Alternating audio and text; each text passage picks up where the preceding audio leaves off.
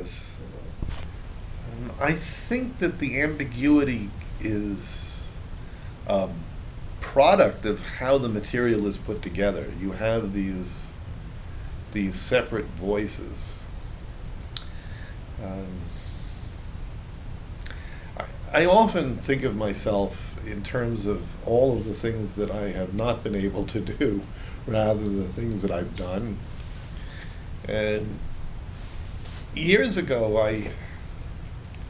I was investigating a number of murderers in Wisconsin, actually in Plainfield, Wisconsin. And I became enamored, I think would be the correct word, with a number of them. Ed Gein being one of them, another being Jim McBriar. And I started doing interviews compulsively. In those days I had a little tape recorder, a Sony tape recorder that I would take around with me, and I would record really, really long interviews. I would play a game with myself. Can I do an interview where my voice would not be present on the tape? I would try to discipline myself and say, not little or nothing, nothing. Absolutely nothing.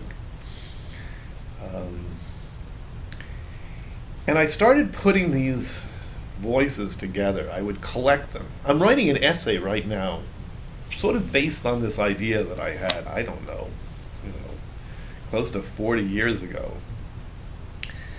I would collect all of these voices around a single object that they all related to. Like it could be one of them was, I remember, Barbara's engagement ring. So you have a picture of the ring and then you have all these stories. And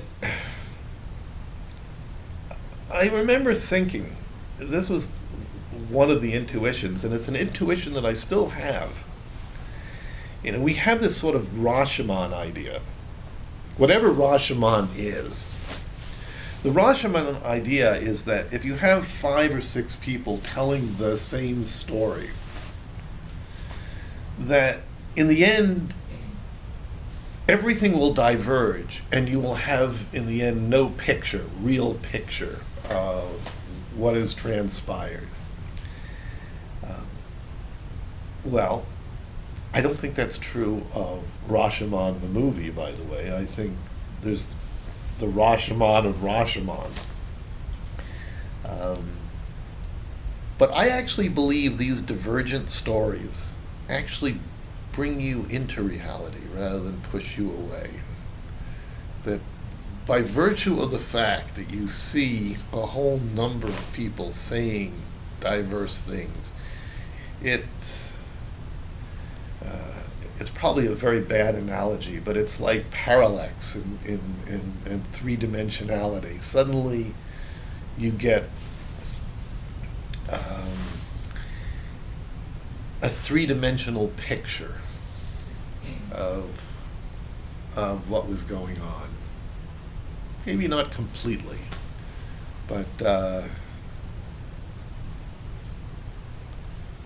I may never know what actually transpired in the love cottage. But then again,